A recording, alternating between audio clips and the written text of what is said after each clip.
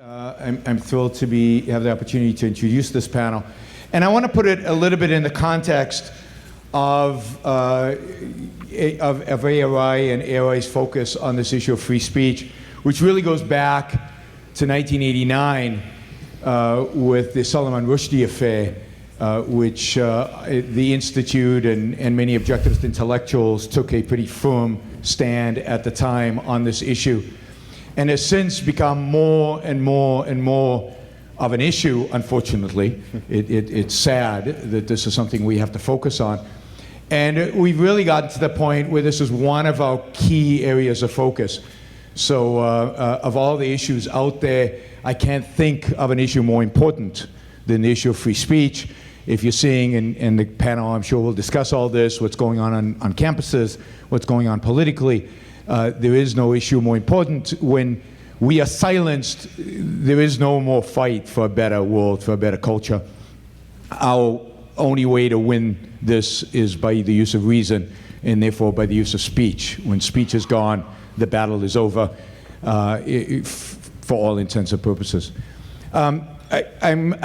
This is what you're seeing tonight is in a sense something that we are doing on campuses all over the United States these days, and as part of our focus on free speech, we have a traveling set of panels. We've already done 4, is that right, this year? I think 6, actually. 6 this year. And actually, Flemming and I did one in Copenhagen in December. So 7 in recent times. We've already got 4 planned for the fall at various universities. And as long as this is a major issue, I think that we will be out there in the public, primarily at universities, fighting this fight. Now, I'm going to say just a few words on each one of the panelists. I'm not going to read a formal bio. The formal bios are in your package, so you can read them there. But Steve is a resident fellow at the Ayn Rand Institute and is responsible really for everything we do in terms of free speech. He's working on a book on free speech and is doing most, if not all, of our panels on free speech around the country. As a former Institute for Justice lawyer, and we're very, very happy to have Steve on our team at the Institute. Flemming and I go back 11 years to the publication of the Danish cartoons. Flemming, of course, was responsible for the publication of those cartoons in 2005, and when all hell broke out in 2006, some of you might remember the Institute did a series of events at universities where we blew up the cartoons and traveled around the country with these big Mohammed cartoons and presented panels like this on free speech. And I got to know Flemming then. He participated in a number of those panels. And I'm proud to say that he's become a good friend, a good personal friend, and a friend of the Institute. We've done many, many events over the years together. And I anticipate we will be cooperating on a variety of different projects in the future. Dave Rubin is a new friend. I first met him when I interviewed with Dave about just over a year ago. Yep. And if you haven't watched that interview, shame on you, but you should. It's on YouTube, and it's a really good interview. And I really think Dave is probably the best interviewer of his generation. And for those of you who are not subscribed to the Dave Rubin show on YouTube, you should. Not just for my interview, but really all the interviews Dave has done are fascinating, interesting, and he has a real ability, as I think you'll see somewhat tonight, but even more so I think on YouTube, a real ability to draw people out and get to the heart of issues with them. So I think we've got a fantastic panel. I think this is going to be an exciting night, and prepare questions. We're going to have an extensive Q&A afterwards, and with that I'm going to turn it over to Dave to take it away. All right, well, give it up for your own, everybody.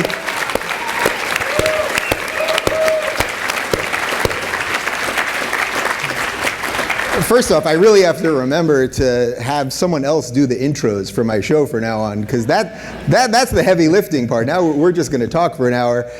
We are streaming this. This is the first ever live Rubin Report on location anywhere. Thank you. So this is being streamed to my channel right now, and you guys know we've got a lot of classical liberals over there. Also, there's nothing like the live YouTube chat that's happening right now. Can you guys make some noise? Show those trolls. Show the trolls that objectivists are not to be messed with. Can you make some noise?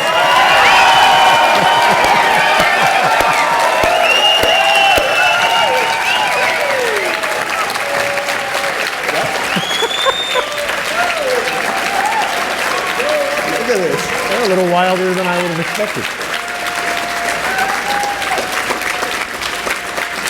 We're getting a standing ovation. We didn't even do anything yet. That is impressive. All right, I'm very excited to be here. Oh, and I just wanted to mention on a personal note, Yaron just mentioned that he did my show a little over a year ago. It was actually, I know for sure, it was a year and 2 weeks ago. And actually today, June 13th, is the 1-year anniversary of us taking the Rubin Report independent. And one of the reasons we did it was because of my conversation with Yaron. So if you have seen it, and if you have seen it or if you haven't seen it, you can actually watch my thinking change. Because he was talking about rational self-interest, and he was talking about individuality, and he was talking about getting rid of regulations. And I was at a nice network, and we had health insurance, and you know, all of those good things, and we had snack room and the whole thing. And I listened to Yaron talking about these ideas, and of course I'd been familiar with them. But once I had that conversation with him, it truly changed the trajectory of my life. And 2 weeks later, we launched Went Independent, and now I think we're doing okay. So where's Yaron one more time? I want to thank him. Oh, he's right there. Okay.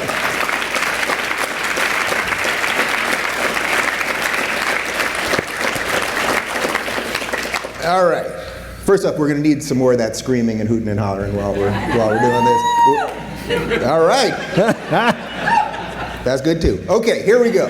We're going to talk about free speech. If you do watch my show, I truly believe that the battle for free speech is the single most important issue of our time.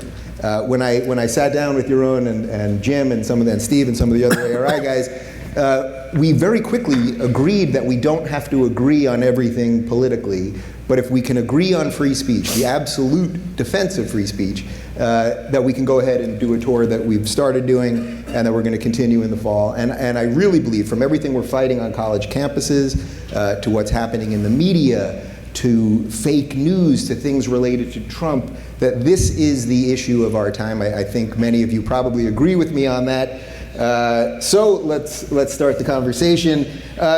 Let's just do something just kind of simple first, which is when we've talked about the battle for free speech, there's two things happening here. There's sort of the chilling effect that's happening where people are silencing themselves, and then there's the government coming for free speech. Now, I'm focused on the first one of those generally because I see that as a bigger threat right now.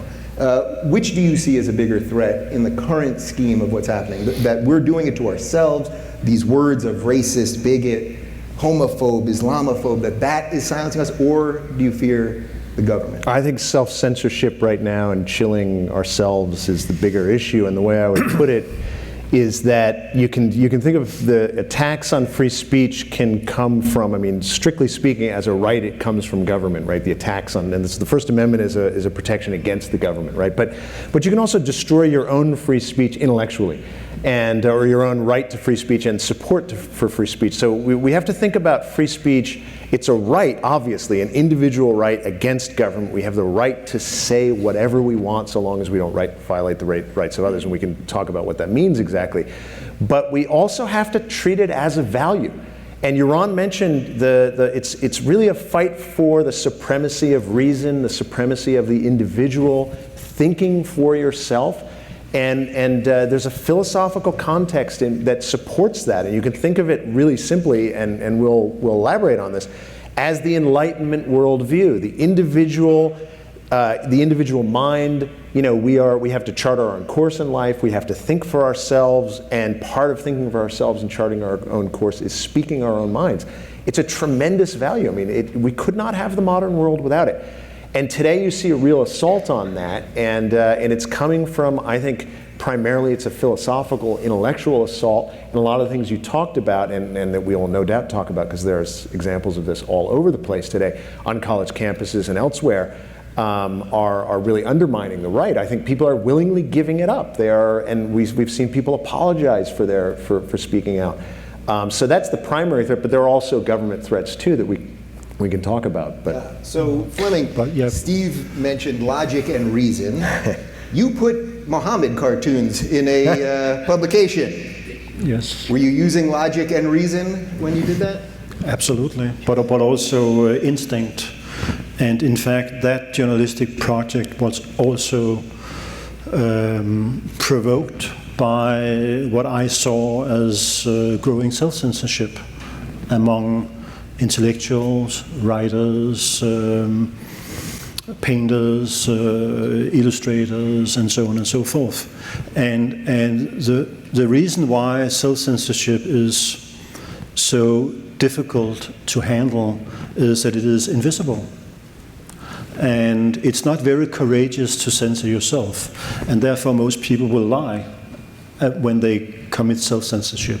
They will come up with all kinds of good reasons for not saying something that sounds rational, even though in a lot of cases you will suppose that they are driven by fear.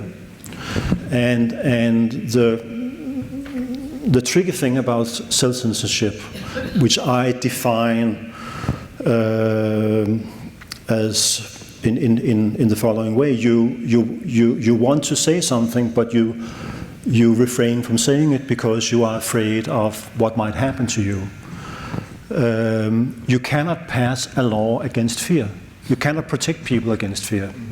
And that is a crucial difference between censorship and self-censorship. Censorship define clear red lines. Self-censorship do not imply clear red lines, but you internalize an atmosphere or a sense of what you cannot say, and it's very difficult to fight. Yeah, I'm curious. I'll kind of throw this to the audience. I mean, it's partly that we live in a diverse society. I look out here, I see the diversity that the left loves, in that I see white people, and I see black people, and I see Asian people, and all sorts of gay people, and straight people.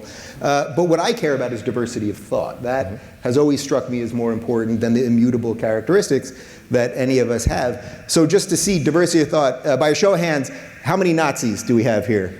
Just a simple salute would be fine. Nazis.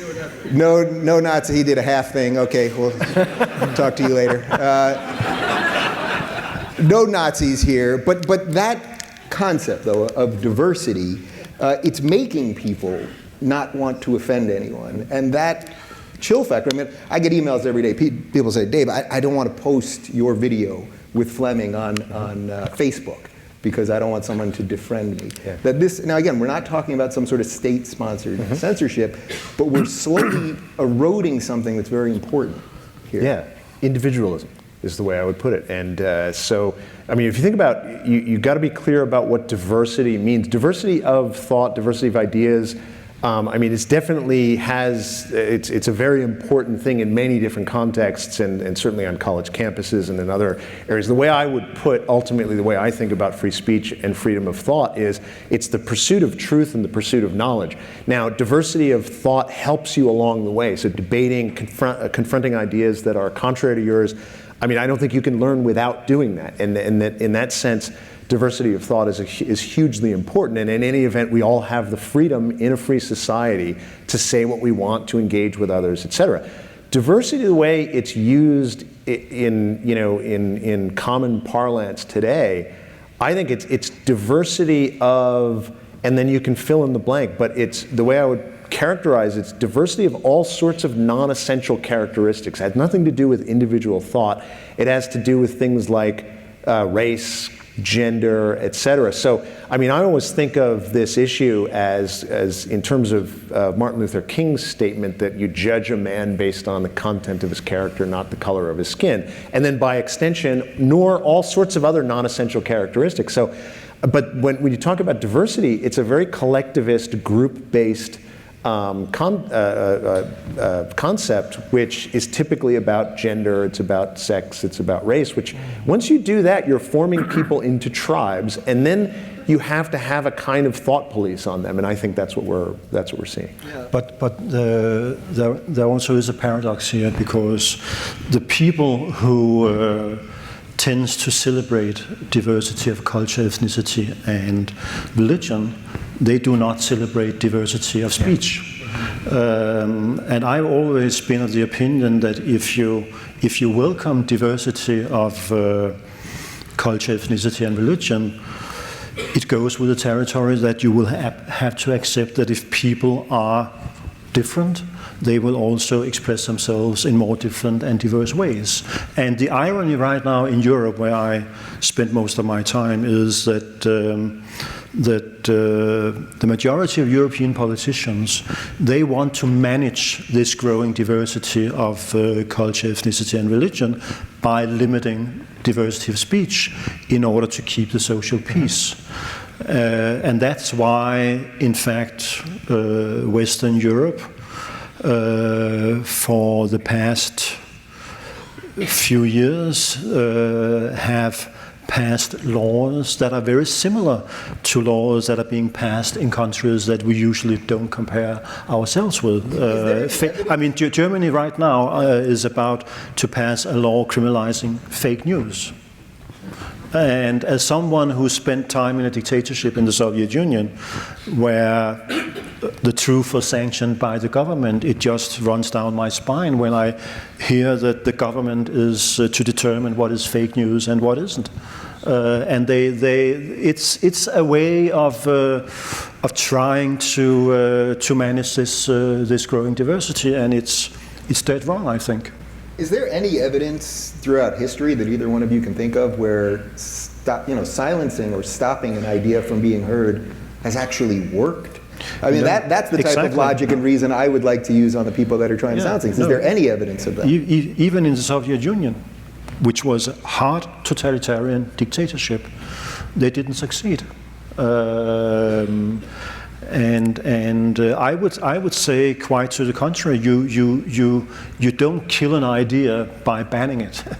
You kill an idea, or you delegitimize an idea by allowing people to speak their mind and then take it apart. Holocaust denial, for instance. I think 13 countries in Europe right now have laws criminalizing Holocaust denial in a situation where Europe is experiencing mass immigration from the Muslim world, where you have a lot of Holocaust deniers. So these people, they come to Europe, they have been taught that it was all invented by the Jews, and they are not being allowed to express these outrageous opinions, and it means that we are not able to educate them and fight them. And they will just come to the conclusion that the Jews, they are ruling Europe in the same way they're ruling the Middle East. Some kind. It's just reinforcing their conspiracy theories. And that's sad. And once you go down that road, people will come up with all other kinds of memory laws establishing certain versions of history as the truth. In Eastern Europe, I think it's 9 countries who have passed laws criminalizing denial of the crimes of communism. Russia passed a law in 2014 criminalizing criticism of the behavior of the Soviet Union during the Second World War, with a reference to the Holocaust denial laws in Western Europe. They just said, this is very sensitive to us. Holocaust denial may be very sensitive to you, but this is sensitive to us, and therefore we pass this kind of laws. Yeah, Steve and I actually had a pretty amazing moment on our tour. We were at the University of Arizona, and I did that joke that I did with you guys a couple minutes ago about diversity, and I asked for a Nazi, and literally someone in the back of the room stood up and said, "I'm a Nazi," and the crowd kind of groaned a little bit. And then it was a woman, and she started talking about that she didn't believe Auschwitz had a door that would lock, or something kind of nutty. And we were with Michael Shermer. Michael's been on my show a few times. Some of you guys probably know Michael. He runs Skeptic magazine, and he debunks these conspiracy theories. So he could tell that she had a conspiracy theory waiting, and I thought, well, this is a good teachable moment. So I said to her, look, let us finish the speech and the panel. And then at the end, when we do the Q&A, we'll give you the first question. And that's what we did. And her first question, she asked about some very convoluted, confusing question about the gas chambers. And Michael fully debunked her, said he had been there, he knew exactly what she was talking about, laid it out with facts and logic and reason. Now, of course, I'm sure that did not change her opinion in any way, but it got everyone else there to see that we were putting our money where our mouth is, and we were using free speech and allowing someone else to use theirs. The interesting part of this, it turned out the woman was also trans, which, how many of you know trans Holocaust deniers? I thought that was a real niche thing that we were. Hitler was all about the trans people, if I'm not mistaken, right? I just want to add one. Yeah, but it was a great teachable moment of letting someone speak, even if you don't like their ideas, and then letting logic and reason dictate the answer. Yeah, definitely. And that's absolutely essential to have a free society. It's absolutely essential to allow people the freedom to reach their own conclusions, true or not. But the way you asked the question, I think, was interesting. It's, have they ever worked? Have hate speech laws or restricting thought or speech ever worked? And my answer to that is, well, it really depends on what you mean by worked. So in one sense, yeah, they have worked. They've worked to enslave entire societies. I mean, we look at it, totalitarianism. They control thought because they need to control action, and they need to control what everybody does. So the first thing they do is censor. The first thing they do is control what people can think. Now, if you look at it from the standpoint of a free society, what we have now, both in America and Europe, is very much a mixture of freedom and controls. But you can't ever succeed in that way. You cannot succeed to keep bad ideas down by outlawing them. In fact, all you end up doing is you drive them beneath the surface, and then you cause the very hate and resentment that you're trying to prevent. And the reason for that is you can't force people to think. It's just not possible. You can enslave them, but you cannot force them to agree with you. Yeah, so let's talk a little bit about the slippery slope of all this that I think you guys are probably aware of. If you look on Twitter these days, everybody's all about punching Nazis. Like, people think that they're Indiana Jones and they have to be out there punching Nazis. You guys can laugh louder if you want, if you're feeling it. I can sense a little hesitation. Remember that energy at the beginning? There you go. Yeah. Okay. So Richard Spencer, who's this supposed alt-right leader, I guess he likes frogs. It's a little unclear to me what the deal is with this guy. But on Inauguration Day, I'm sure many of you saw this, some random person punched him, and just a ton of people. I saw a ton of seemingly good, sensible people saying, yes, it is okay to punch Nazis. And I was in the unenviable position of having to defend this person whose ideas I find abhorrent. I had family members die on both sides of my family in the Holocaust. These are horrific ideas, but I had to defend him. That slippery slope thing, I mean, you've been through some of this. Yeah, and I was accused of being also a Nazi, in fact. But I didn't reply to your question when you asked if there are any Nazis out there. But no, people said to me, you should be careful publishing these kind of cartoons, because we know what happened in the 20s and 30s, and it comes down to an understanding of the relationship between words and deeds, that there basically is no difference, that words are violence, and therefore you can be violent or you can use words. But to me, that is exactly the dividing line between civilization and barbarity. And if you go back into history, I think the most crucial moment in the fight for freedom of expression was when, after the wars of religion in Europe, when Protestant and Catholics had killed one another for decades in the tens of thousands, societies decided to establish a clear distinction between words and deeds. That attacks on Christianity, on verbal attacks, were not being perceived anymore as physical attacks, and you didn't put people on the stake for saying blasphemous or heretic things. And establishing that dividing line is crucial to civilization, to democracy, to freedom of expression. And unfortunately today, in fact, we are moving back into the Middle Ages in the sense that we are eroding this distinction between words and deeds. And therefore people can say it's okay to punch a Nazi, and they can also say that if you publish cartoons of the Prophet Muhammad, it's like killing somebody. Yeah. And it leads, it's a road into a very dark place if you follow that logic. Is the biggest issue with that logic that the definition of a Nazi, or whatever label you want to use, will always expand? So if one person says it's okay to punch a Nazi, it's okay to punch Richard Spencer, well, someone else will make, well, okay, well, if we can punch him, can we blow up his house? I mean, what if his wife and kids are in there? What if it's not a Nazi, but it's someone with equally abhorrent views? Like, where, it's just a train that you can't stop. That's definitely part of it. I mean, one of the things that I've been debating with people on Twitter and Facebook is, well, okay, you want to punch the Nazis, I guess we also should punch communists, right? And then socialists too, because look what's happening in Venezuela. I mean, they're killing each other. That's horrible. So somebody go punch Bernie Sanders. After that, it's, if you want to look back to the Middle Ages, look what the Christians did. We got to start punching Christians. You know, Muslims are killing people in foreign countries. Them too. Punch list. You know, and pretty soon the list is like, it's an endless list of everybody in history. And I mean, so yeah, definitely this idea that that we go after people for their ideas is abhorrent, even if their ideas are abhorrent. But we have to understand there's a way to define the line that Flemming was talking about. And I mean, this is vastly oversimplified, but the line is individual rights, and we have to make a distinction between the use of force, either to threaten or the initiation of force to threaten others, or threatening or actually using it against others, versus the use of ideas.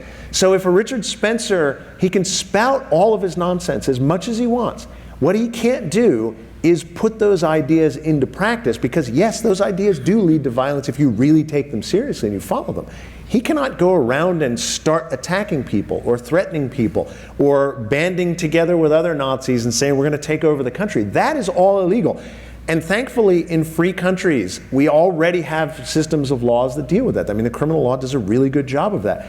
But as Flemming pointed out, we've gotten to a point now where I think in part we don't know where that line is, but also there are whole philosophies that hold that, in effect, ideas are really threatening. And part of the reason for that, I always put it as, look, if you want to defend the indefensible, if your ideas are stupid, if they're crazy, of course you're going to be threatened by other ideas. And I mean, that's what we see with Islam and with a lot of the other ideas. But I think, a lot of the people who are attacking Richard Spencer, they have a reason to fear this because their own ideas are crazy and they don't know how to defend ideas, so they're going to go after him with force instead of persuasion. Yeah. Do you think that guys like us who do this for a living, that even we have certain limits? I was thinking that just last week I did my direct message about Bill Maher. And I'm sure you guys saw Bill Maher. He said the N-word. Now I have to say, even describe it, I can't even quote him right now because I have to say the N-word, because if I was even to quote him, which is what I addressed in my video, that even that would somehow be perceived that I was racist. So in a weird way, we all accept certain limitations on our speech, even though I give Bill Maher 100% full-throated defense of what he was making a joke. You could say it was a bad joke or whatever, but the idea that he was making some sort of racist comment is completely crazy. Subsequently, he's done an apology. Yeah. So we all sort of have these things, even for those of us that are putting ourselves out there. And that's fine. I mean, you decide for yourself what kind of limits you want to impose on yourself, but that's something you do voluntarily. I think the problem arises when you would like to impose your limits on others. I mean, I like when people speak nice to me. I try to speak nice to people myself, but I'm not trying to impose my standards of civility on others. And I think that's what, unfortunately, a lot of people they are doing. They are trying to impose their standards on everybody, even though we belong to different social, political, cultural, religious groups, where we have different social norms. And there is a very good American constitutional scholar, his name is Robert Post, and he makes the point that, in fact, all hate speech laws, they are not passed in order to fight hate. They are passed in order to enforce a certain social norm, and you know, that's easier when everybody are the same, when everybody believes in the same God, when they more or less follow the same rules. But as society is growing more and more diverse, if you then in fact it becomes very undemocratic, in the sense that you are trying to impose one social norm on everybody, even though different groups may subscribe to different social norms. But I think basically, I mean, we shouldn't kid ourselves. There is a reason why free speech is in bad standing. It is because it is very fragile, and for the vast majority of history, mankind didn't enjoy free speech because the instinct for most human beings is to shut down opinions and speech that they don't like. So it's just in a way it takes education, it takes reason, it takes the ability to not react instinctively. And that's not easy. It's very, very difficult. So and that's also why someone that's lived through what you've lived through, I think people probably view you as that you're somehow supernaturally brave. You know, like we've discussed this on my show, but when you did this 10 years ago or so, 11 years ago, you weren't pinning this wasn't something that you even cared about that much. You just felt that you were going to do this. But now you're viewed as someone that's incredibly brave. And then we have all sorts of other people out there that are afraid to post things. But you really just view yourself as just a person that's picking this battle, right? Yeah, I mean, you don't pick your own battles in life. Sometimes they're being imposed upon you. And I didn't ask for this fight, in fact, because I didn't think that publishing those cartoons would trigger the kind of reactions we received. But that's when what you believe in is being tested. And I think, I was very surprised that I didn't have more support around the Western world, because I believe that free speech is a fundamental value. And I understood along the way that because I had spent time in the Soviet Union, because I had worked at the Danish Refugee Council with dissidents from the former Soviet Union, I had a different approach to these issues. They really meant something to me. And I would say, for me, it was not a question about personal bravery on my part, because I didn't think about it in those terms. It was more about I have some individuals behind the Iron Curtain whom I perceive as my personal heroes. Andrei Sakharov, Václav Havel, Solzhenitsyn, Natan Sharansky, people who really went to labor camps for what they believed in. And having them as heroes, I could not look at myself in the mirror betraying their ideals. So in a way, it was very natural. And I didn't think about the threats in the beginning. I was more thinking about, what are my arguments? My worst nightmare was if somebody was able to confront me with something that I hadn't thought about, and really pointing to a weak spot in my argumentation. That was really my nightmare. May sound crazy, but that's the way it was. Well, no, it seems actually like it makes perfect sense, because we see this deplatforming at college campuses and burning down Berkeley when Milo shows up, and even some of the things that we've had to do where we've had to have extra security.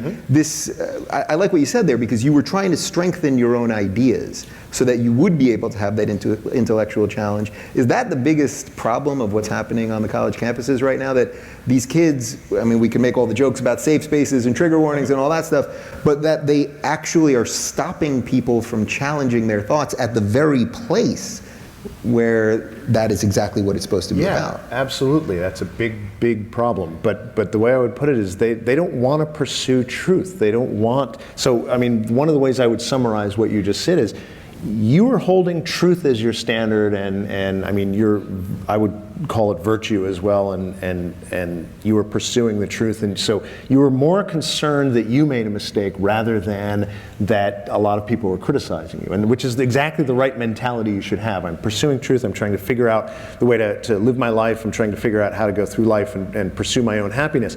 But that's not the standard anymore, and it's part of the reason that you have to ask yourself, why did so many people criticize what Flemming did? He criticized an ideology implicitly. You can talk about whether I'm stating this the right way, but the way I would put it is, criticized a medieval ideology, a crazy ideology in my view, a totally false ideology. And by doing what? Publishing some cartoons of the Prophet Muhammad. And people went berserk. That is, so we should criticize ideologies like that. We should judge people's ideas. That's an important part. So you said we all have limits to our free speech. I wouldn't quite put it that way. I would put it as, we all have to understand the world, and I think we pursue truth in our own lives, but we should be prepared to judge ideas. It's not, so this is where the idea of diversity of thought and diversity of opinion kind of breaks down, because if I hear Richard Spencer speaking on the street, I want to criticize the hell out of him and say, look, this is evil. What you stand for is evil. And we cannot abide by that. And we should also say the same thing about radical Islam or totalitarian Islam, and I think Christianity and all kinds of other crazy ideas. But the bottom line is, people have to be willing. And not crazy ideas. Yeah, and not crazy ideas too. Challenge our own ideas. But the standard ultimately has to be that we are willing to judge ideas, because ideas can be good or bad. If we take a non-judgmental position toward the goodness or badness, the good or evil of ideas, then we essentially, it's a moral agnosticism. And that's what allows bad ideas to thrive. That's why when you get to a point of decades of doing this, there's a reason, I think, there's a kind of legitimacy in thinking, well, if we're not going to judge any ideas, if we're not going to go after these guys and criticize them, maybe their ideas will take off. Maybe people will end up believing these crazy things. Is there nothing we can do? No, you can criticize them. You can't attack them, but criticize them. We have confidence in the fact that the truth will ultimately prevail if you're a reasonable, rational person. But there's a whole, I think, philosophical context to that. But I guess my last comment will be, we have to have confidence in reason and the ability of individuals to arrive at the truth. So is... But come just, Dave.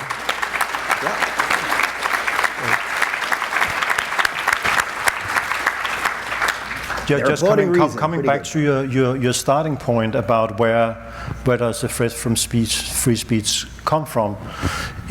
you said it used to be from the government, and maybe it's not from the government anymore, but you could phrase it in a different way. It used to come from all kinds of fundamentalism enforced by the government, but not only by the government, also by the church or by ideological movements and so on and so forth, that in fact believed that they were in possession of the truth. And if you challenge the truth, I remember Ayatollah Khomeini, who was interviewed by Oriana Fallaci after the Islamic Revolution in Iran. He basically said, as far as I remember, I never made a mistake. Great comment. but the and I think fundamentalism is pretty easy to figure out, because people really, challenge you and they don't want you to say anything. The threat today comes from good people, or the humanitarian argument that there are certain things that you should not say if you want to stay a good person, and if you say it, you're a bad person. And that's far more difficult to challenge compared to fundamentalism. That is, straight out censorship. This is also straight out censorship, but it's packaged in that we have to be nice, we have to be good, and so on and so forth. And I think what you basically said, I think it was Jonathan Rauch who formulated in a brilliant way, I think, in his book, Kindly Inquisitors. He basically said, that the liberal scientific model is based on two principles: that there can be no final say, that the debate never stops. You're always allowed to challenge, to ask critical questions, no matter what.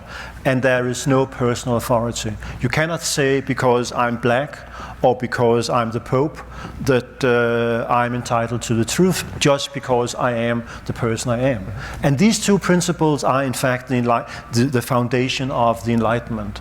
And we have given up on both.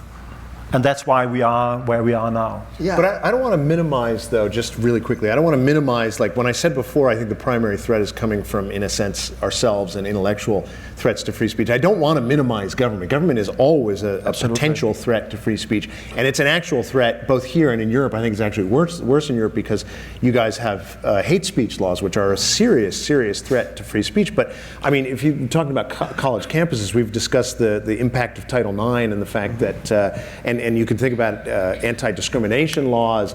Campaign finance laws are a threat. There are all kinds of governmental threats, both overt that are easy to see, and then more sort of covert. The very existence of public universities I see as a threat to freedom of speech. Because we're financing people's ideas, and then the question is, whose ideas do you finance? And then you have a scramble for more government money, and that kind of crowds out, the truth sort of gets crowded out that way, or people stop caring about the truth one way or another, and they just are fighting for funds.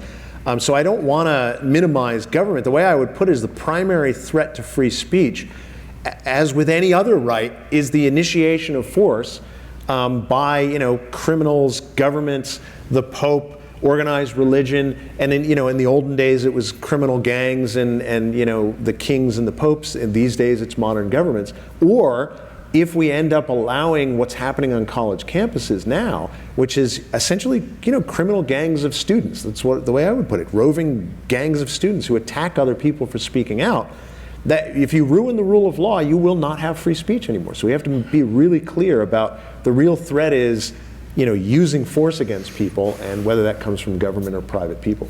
Is the inherent problem here that there's no end here? This movement sort of can't end. If you were to look at what's happening right now at Evergreen State College, I'm sure many of you guys are familiar with this, with Professor Brett Weinstein, who I had on my show. He quite literally was opposing a day where they were going to tell white students not to come to campus. So he was genuinely opposing racism, but that didn't stop the bigoteer brigade from jumping out.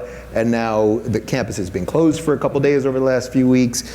He hasn't been back on the campus. He's not getting a defense from the administration. Does that show just how structural the whole problem is? We have a problem with a student base that's sort of running the asylum. We have a problem with academics who aren't stepping up and saying what's right. We have a problem with administrators who have other pressures. That it's many things at once. It's many things, and I had a very educating experience earlier this year in Lancaster. I spoke at the Franklin Marshall College. I was allowed to speak. In fact, I spoke the same night that Charles Murray was chased off stage in Middlebury. So that was a great success, but I was met with posters outside the auditorium, check your white privilege at the door. And I didn't understand, in fact, in the beginning, but I was allowed to speak, and there was a silent protest throughout my speech, and then we had the Q&A, and I tried to say to them that, you know, we should not focus so much on what our differences are. As human beings, we share the same genes, in fact, and we have far more in common than divides us. And they just laughed. And they laughed in a very sinister and sarcastic way, as if I was engaged in some kind of cover-up. And to me, that was very educating. And it's really, I think identity politics is a key word here, that basically they believed that we couldn't have a conversation because I'm white and they were black, or I'm a non-Muslim and they were Muslims. And we have so different experiences that we are just not able to share the same universe. While in fact, we know from art, from marriages, from our traveling, that every human being has the capacity to put himself in another person's shoes. Write about it, talk about it, play it on stage, or whatever it is. And I think you know, this pigeonholing everybody into these boxes of religion or ethnicity and culture is very, very bad. Ironically, that is actual prejudice. That It is is. prejudging based on these immutable characteristics. And it reduces you just to one part of who you are as a human being. I mean, I'm a husband, I'm a father, I'm a grandfather, I'm probably an atheist, I'm an expert on Russia, I'm a senior fellow at Cato, I'm a Tottenham Hotspurs soccer fan. I mean, I'm all kinds of things, and I just don't want my identity to be reduced to just one aspect. And that's what all these things are doing. And that's also the way you can control people. And tell them what to think and what to believe and so on and so forth. So are you saying that we shouldn't apologize to everyone for being white? Because there are 3 white guys up here. You guys want to boo us, or tomatoes, or say sorry? So one point here. What it reduces us to as members of a larger group. So this is and what we're talking about here, we are seeing the consequences of a long, you know, many decades, even centuries of very bad philosophy. And there's a lot that one can say about it. Part of it is collectivism. And I think the best way to describe it in today's world is it's tribalism. It's you are a member of a tribe, and you should say only what that tribe says. And I mean, if you look at the way tribes function, they always rigidly enforce, you know, tribal adherence, and because the whole idea is there is no such thing as the individual. There's only a member of a group, and your role as an individual is just to give yourself over and sacrifice your life for the good of the group. There's another element of this, which is, and I raised this before, it's an attack on reason. I mean, the multiculturalists, the identity politics people, the intersectionality people, the postmodernists, which is a lot of what you're seeing on campus today, they deny the whole idea of an objective reality that we can know and that we can discuss and talk about. If you deny objective reality, what is left? I mean, what they say is reality is just a social construct, and that we're all we're in effect created by the dominant views, and that the world consists of oppressors and oppressed. We're all just part of groups. You have to have something to guide you in life, and if you're not going to be guided by your own mind and your own individual thought process, you've got to be guided by something. And what they're guided by now is either it's emotion, or it's adherence to some group. So they don't really, I think kids have been totally philosophically and intellectually disarmed. They don't know how to approach the world. And if you attack or criticize them, they immediately lash out at you because they've been intellectually deprived. They've been deprived of the ability to think. Is this also a condemnation of social media? I mean, we all sort of pigeonhole ourselves, and I try to follow a wide variety of people so that I'm not just getting information that's confirming the things that I believe, but that we all sort of do this. Our Facebook feeds start backing our own opinions that we already have. We get rid of people that say other things. That we're all part of the problem here in our own way. Yeah, and it goes back to the beginning of our conversation, the difficulty of managing diversity. It also goes on social media. You like and share things that you like, which means that you will just get more of it on social media. So it reinforces these bubbles, and it's also about diversity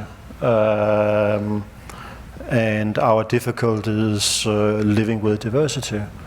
And to me, the biggest threat, in fact, to free speech today is the undermining of our understanding of the concept of tolerance. Because tolerance is key if you want to be able to manage diversity. Tolerance basically means that you are willing to live with things that you hate without banning them through the law, or you don't try to shut them down through intimidation, threats, or violence. That is basically what tolerance is, but unfortunately, tolerance has been turned on its head. So today, tolerance means that you should not offend anyone. Which is exactly the opposite of its original meaning, because it means that you have to live with things that's offensive to you, that you don't like. But I think that's part of the problem with using the term tolerance, is it's a fuzzy idea to begin with, but I get what you're saying. I mean, you're using it in the very Lockean sense of toleration means not killing people that you disagree with or not attacking it's them. It's a way of managing disagreements. Yeah. And certainly, I mean, there's definitely an element to that. Say, I mean, you're living in a society, you have to be willing at times to walk away from people, maybe you want to learn from them, you sort of think about, like, I'm going to give them the opportunity to talk, I want to really listen and learn from them. But we also have to keep in mind that part of what we need to be willing to do is judge other people, judge their ideas, and argue with them and say, look, I think this is true and that's false.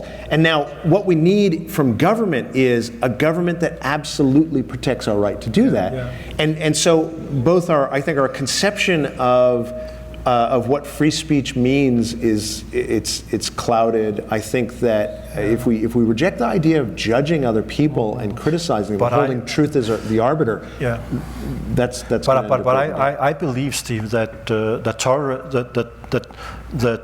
it's part of the concept of tolerance that you judge. And that you speak out against things that you don't like. You just don't try to ban them, and you don't use violence and intimidation to shut them down. And to me, tolerance and freedom are two sides of the same coin. In our world today, there is a tension between tolerance and freedom, as if they are opposites, and you somehow have to balance them.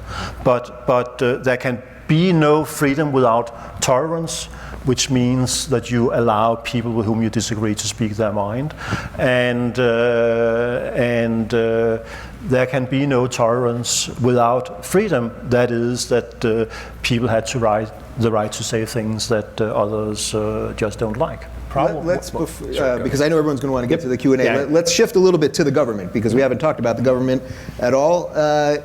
Is there a threat right now to free speech from the government? I don't see a glaring one at the moment. If I was to click the hashtag resist on Twitter, it seems as if there is a massive threat under Trump. I haven't seen it. Now there's an obvious tension between him and the mainstream media. We just have a pretty crappy mainstream media. We've got a ton of fake news. I see threats there in that people are having trouble agreeing on what's true. So to apply logic and reason is becoming more difficult if we can't agree on what the basic facts are.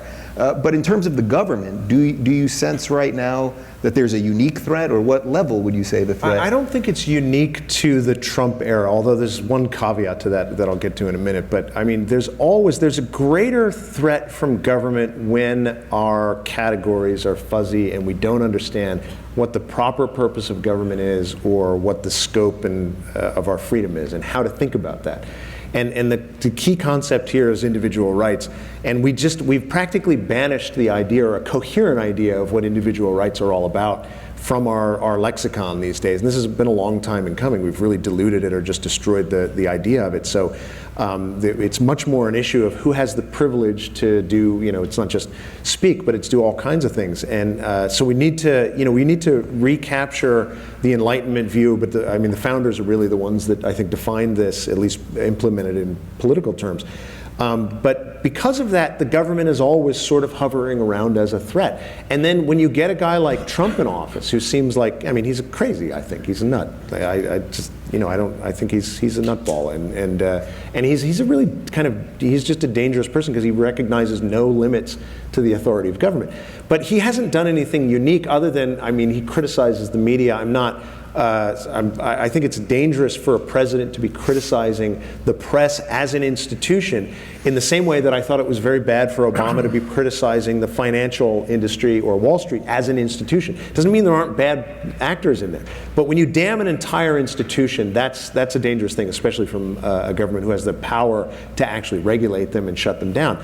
There are specific threats, Title IX we mentioned. Let me mention one other sort of threat that is, I think, the most terrifying thing happening in this country now is inaction by government when individuals or groups of individuals, and I think this is happening on campus primarily, when they start using force against people, and we forget that the distinction between freedom and totalitarianism, or freedom and not freedom, is the use of force. So you look at Middlebury, you look at Evergreen as the two recent examples, and in both cases you have people getting attacked by bands of students. You have students then justifying the attacks as self-defense, which is crazy. It's not self-defense, it's offense.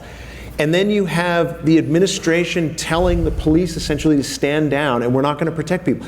If people come to view free speech in those terms, or if that's what they associate with free speech, no one will support the idea of free speech. If they think that people have a right to attack others, and then we're going to look at that as speech or protest, I would reject the concept of free speech if that were the case. But it's really scary to see college officials telling the campus police to stand down and do nothing, local officials doing nothing about it, and essentially that what you get then is replacing force with persuasion.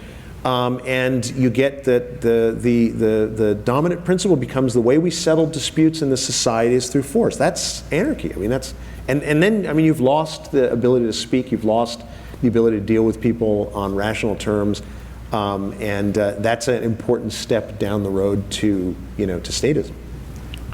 I think you should always be on the alert when it comes to the government, and the government will always be a potential threat to free speech.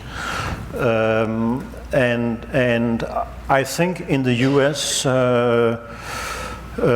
when it comes to the law, when it comes to the court's way of interpreting the law, there is no immediate threat to free speech when it comes to the First Amendment, because the Supreme Court right now is deciding the way it does. But it's not a given, as Steve and I talked about before.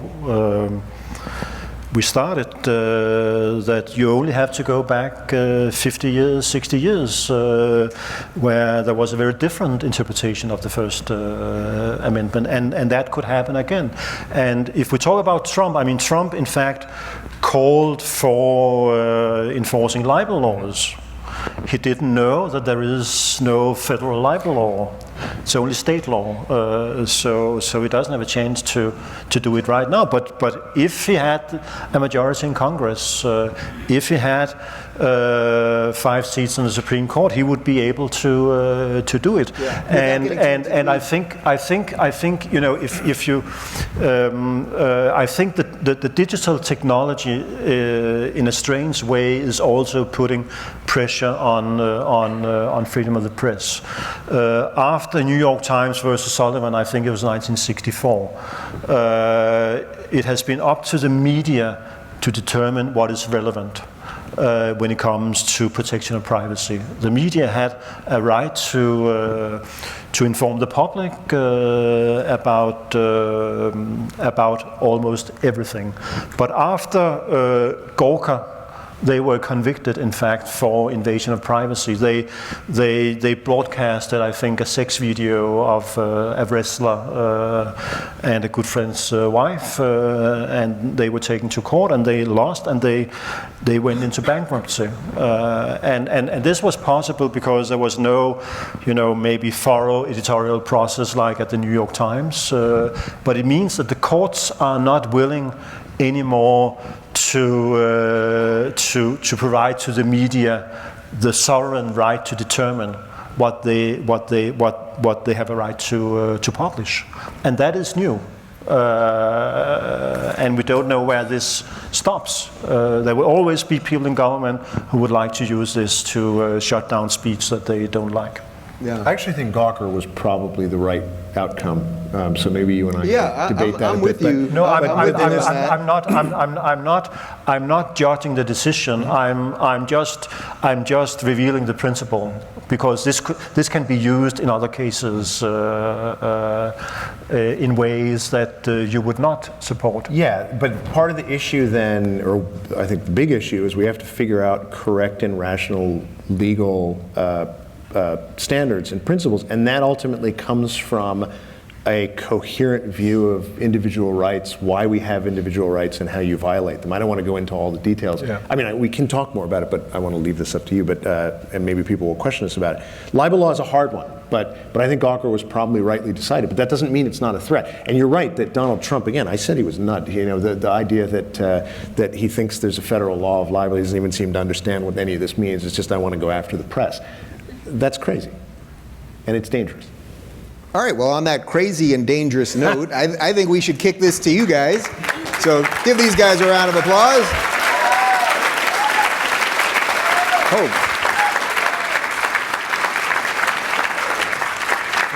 That was the fastest dash I've ever seen to a microphone for Q&A. I thought we were going to have a pileup. Yeah, I mean, I do. I've talked to a bunch of you guys over the last couple of days. I know we've got some bright people here, but I sense we're going to have our work cut out for us. All right, so try to keep them relatively brief, and we can do this for an hour or so. And should we give them a list of topics that are approved to talk about? Or see what I did there? Okay, go ahead. Okay. I want to thank you 3 courageous men for all you've done in the fight for free speech, especially Dave, who inspired me to...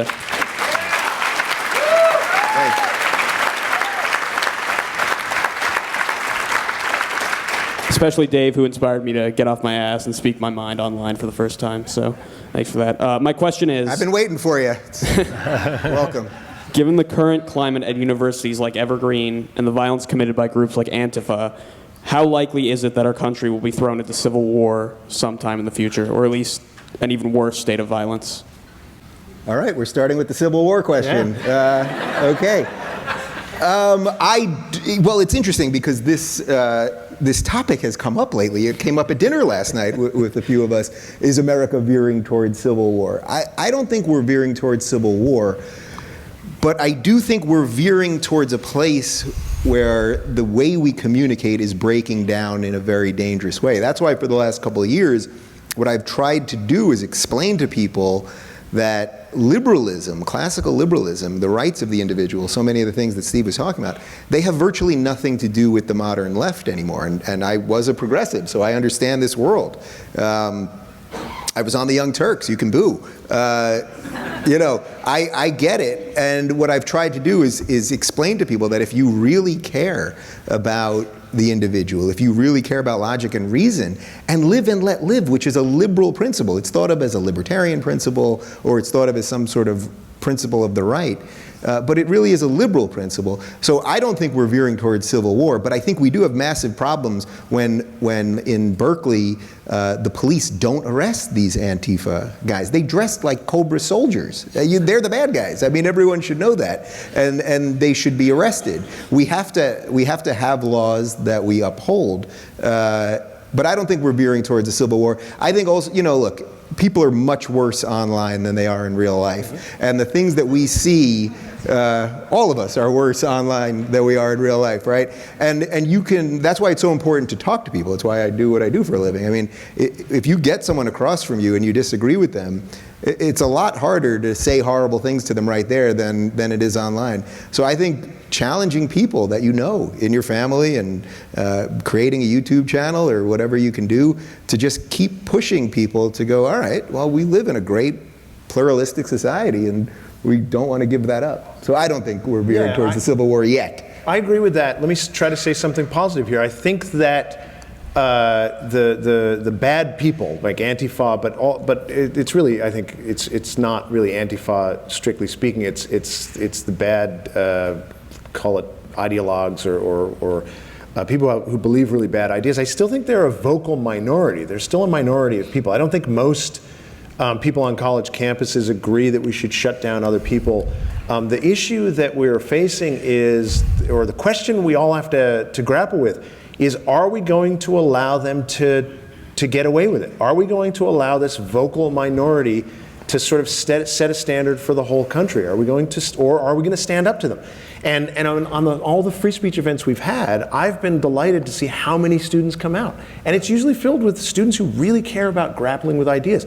But what they need to do is they have to be willing to stand up. They have to be willing to say, I disagree with this. They have to be willing to say, this idea that you are no more than your race, sex, et cetera, is utter nonsense. We're all individuals. I'm not part of your tribe. I'm a thinking being. Don't purport to speak for me. I will speak for myself. And I, goddammit, have a right to speak for myself. So that is what people have to be willing to do.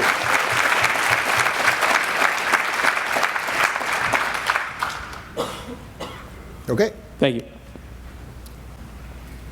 I'd like to echo my companion's statements about thanking each of you for the amazing work you guys do. You guys are definitely an inspiration to myself and many other people, so thank you for that.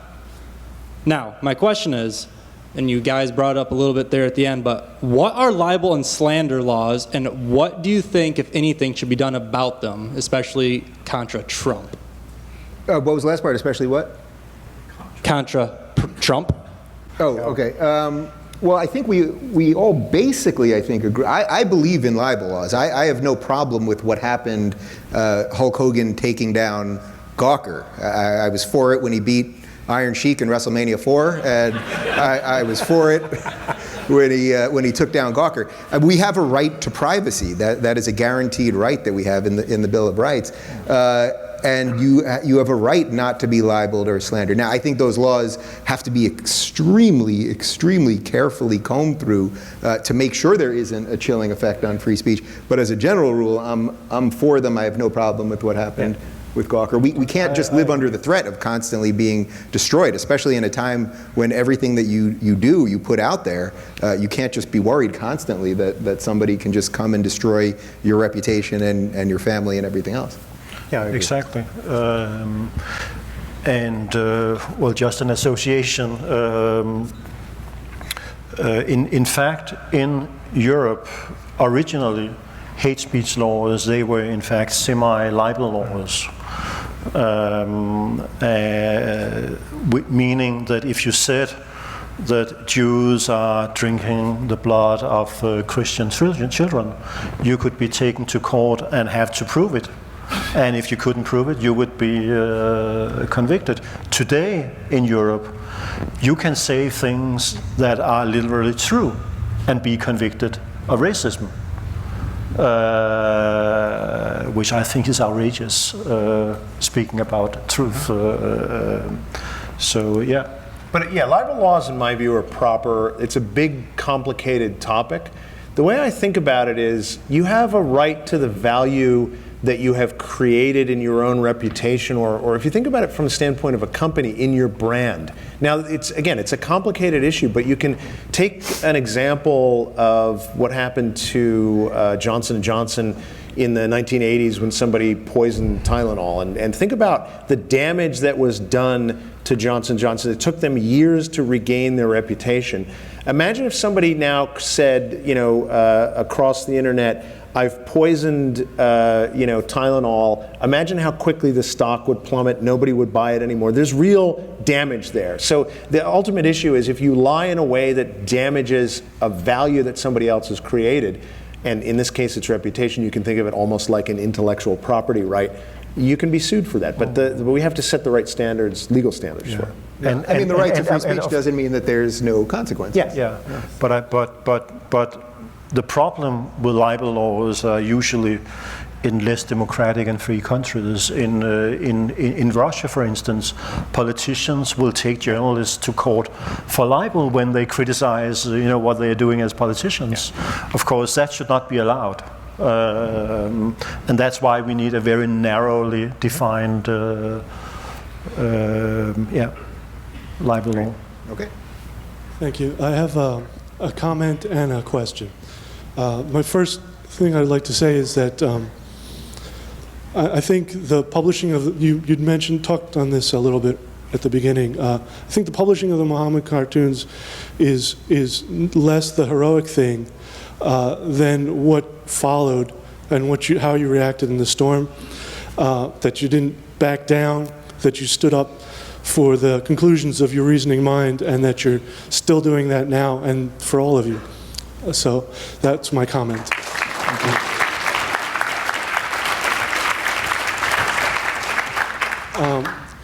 One of my favorite Ayn Rand quotes is that the smallest minority on earth is the individual, and that those who will not defend individual rights cannot be considered defenders of minorities. I think that's sometimes interpreted to be about minorities specifically, whereas I think that's the secondary piece of that, and what it's really about is individual rights. I think often when we talk about free speech, we talk around individual rights, and I wonder what your thoughts are about individual rights explicitly. Yeah, I mean, vis-a-vis free speech. Yeah. Addressing individual rights explicitly when it comes to free speech, instead of talking around it. What are your thoughts on that? I think I agree that the most important minority in any society is individual, and it is individual rights that needs protection, not groups. And I think, when it comes to this issue, it is very important, because if you, for instance, take the Muslim community, people who are talking about Muslims as a group and not as individuals, they provide a tool to the oppressors within that group to say, women, gays, atheists, all kinds of people, that they do not have a right to exercise their individual rights within that group, because there are other norms and rules. So the protection of individual rights in this context is also a protection of the right to dissent within a group. And that's crucial for the fight for freedom, and it's crucial for the kind of process that a lot of Muslim communities have to go through. For instance, in Sweden, that is close to where I live in Denmark, there is a ghetto in Rosengarten in Malmö. And some years ago, the Ministry of Immigration in Sweden, they did an investigation on this ghetto area. And there were women living there who said that they felt that they had less individual rights living in Sweden than they enjoyed in Beirut in Lebanon, because there was a religious police who were telling them that they had to cover themselves, that girls and boys were not allowed to use the same playground, and so on and so forth. And that is exactly because you have these communities and they believe that they have a right to enforce their own standards on everybody without protecting individual rights. Yeah, I agree completely that this is an issue of individual rights. We definitely have to defend it as an issue of individual rights. That's absolutely crucial. But I would also say that you have to understand that the whole point of individual rights is to protect our right to live and thrive and pursue happiness. So I would echo the words of the Declaration of Independence. This is a positive value proposition. It's not enough just to say, I want to be left alone. I mean, it's true, strictly speaking, as a legal matter. But if you really want people to get behind this, you've got to teach them that this is a value. This is about living the good life. It's not just about the right to say any damn thing you want, although that is your right. So yeah, I agree wholeheartedly that rights have to be part of it, but we have to convince people that rights are good. Okay. Thanks so much. I really enjoyed the talk. I would have titled it the free speech trifecta, but so my question is, you discussed how debating ideas with others is necessary for the development of actualizing our own views. However, in high school, there's practically no debating. I never really debated too many ideas in high school. Do you think that the lack of debate education in high school has affected college students' paradigms on free speech? And if so, how? Yeah, well, it's a great question, and it's not just high school. I mean, it's college, it's everywhere right now. I mean, it's in our public discourse, it's in cable news. I mean, these aren't debates about ideas. These are usually shouting matches, and I get a tremendous amount of email from kids in high school and in college who are saying that they've tried to challenge professors and have been, in effect, silent. Sometimes, I think one of the events that we did, there was a kid there who was talking about this whole issue with gender pronouns, and he was sort of taking the Jordan Peterson approach, which is that he wants to be respectful of trans people, but he doesn't want anyone telling him what pronoun to use. He's not going to go out of his way to offend anybody. You got to use they, right? Or they, or my Facebook page, I have a public Facebook page, you literally can choose it. I mean, that seems offensive to me, but all right.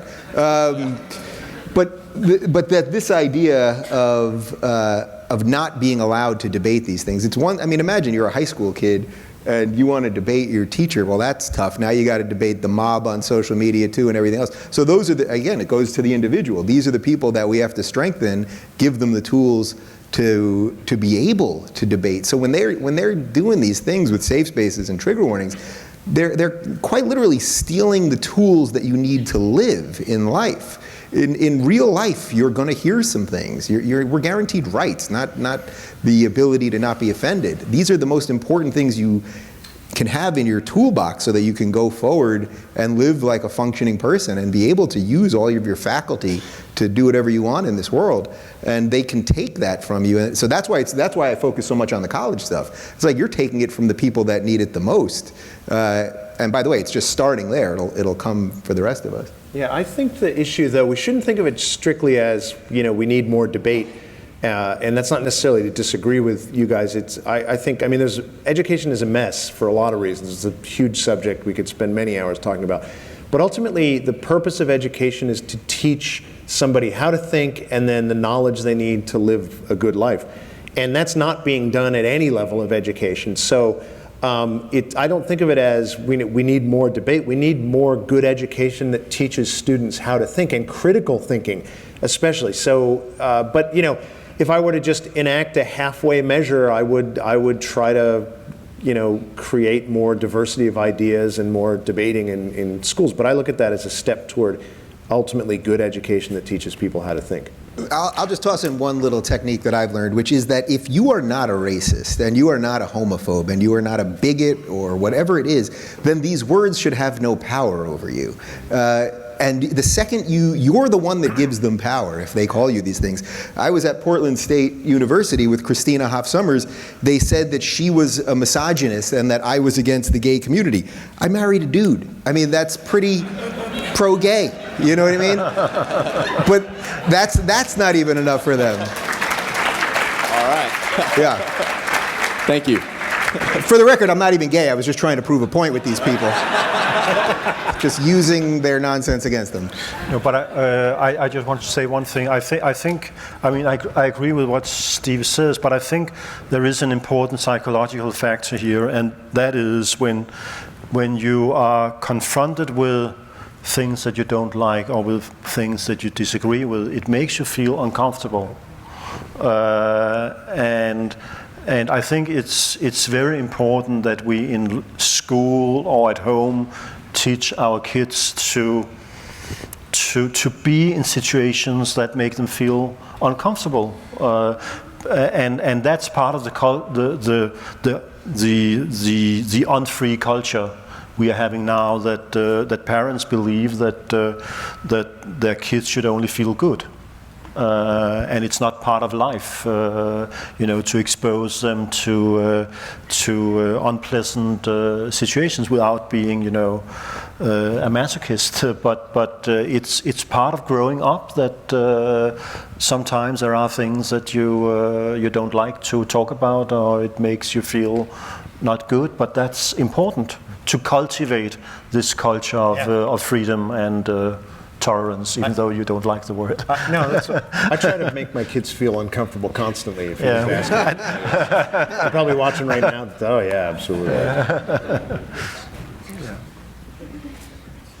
Good evening. This question might be meant principally for Mr. Simpson. You made a point during this session, one that I might be inclined to agree with. You said that public universities could possibly represent a threat to free speech because they could open the door for government to regulate what we know and correspondingly what we think about and say. But many of us, myself included, couldn't entertain the notion of paying private school tuition. So my question is this: which do you think poses more of a threat? The possibility that many of us might miss out on being educated, or the threat that government might use university to manipulate what we think? I don't think that those two things are, there's no contradiction there. But this is a bigger issue about the nature of a market economy and what you would get if people were actually free to, spend their money as they wish and invest in what they wish. I mean, look. Obviously, there's a huge demand for education. The idea that the government needs to provide it, I think, is crazy. It's wrong. We've had over a century of it. It's been an abysmal failure at the primary level, and we're seeing the consequences of it at the level of higher education. But there's all sorts of market distortions there. So yeah, private education it's exorbitantly expensive. Part of the reason is that government has gotten involved in the provision of education and bid prices up by pumping gigantic amounts of money into the market. But that's more of an economic phenomenon. In a really a free market economy, I'm positive there'd be no question that tons of people would provide all kinds of awesome educational opportunities, and that people would be able to choose different educational opportunities. So I don't see that really as a fundamental threat, or there's any contradiction here. Thank you. Hi. How would you apply the question of free speech to radical Islamic preachers like Anjem Chowdhury and people like that who are calling for the downfall of the West and sometimes directly inciting violence? Should they be silenced, or should they be free to say what they feel? Well, I would say that on the direct call to violence, then there's a legal issue there. I mean, there's no such thing as hate speech. I don't know if you saw Governor Howard Dean a couple weeks ago talking about hate speech and saying that it was illegal, and this is just simply not true. I've invited him on my show. He has not responded, but hate speech doesn't exist. A direct call to violence is a criminal act, and then you can call the authorities, and then they can take action on that. As for what's happening in England, I mean, it seems to me that you have to, Flemming, maybe I think you're going to agree with me here, but feel free not to. I mean, it seems to me you have to let these people speak. Yeah, it's vile what they're talking about, and I mean, forgetting what they're talking about that they want to do with other minorities, religious minorities, and gay people and women and all of those things. They are trying to use the systems of tolerance that we have in the West to destroy the West. I mean, that's what the difference between an Islamist and a jihadist who's using violence. An Islamist is trying to use the systems we have against us. I don't know that stopping them from speaking is the right way to stop their ideology. I'm a firm believer that you let those ideas out there and you have to beat them with better ideas. But that one is as close to a place where I could possibly be convinced of something else. I don't think so at the moment. But what about using our own systems against us, which is so obviously what they're doing? I mean, that's what the communists did during the Cold War, and we managed pretty well. In Denmark, we had a communist party with, they were sitting in parliament. They had their own newspapers, they had their own schools, they had their own unions, they had their own political festivals. They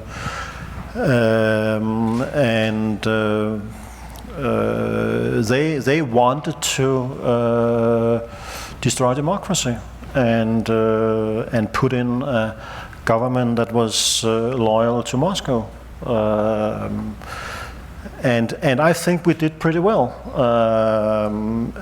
Today we are going in exactly the opposite direction. I mean, in Denmark, the Nazi Party was also not banned, and it isn't. So I think we have been pretty good at fighting totalitarian ideas in democracy by not banning them. But with radical Islam, we are doing that. I think Anjem Chowdhury, it's a borderline question, but in general, I don't think that you should prosecute people because they called for, the establishment of a caliphate. Even when they say that unbelievers have to be killed, I don't think that should be a criminal offense because it means that you should ban the Quran. That is a verse from the Quran.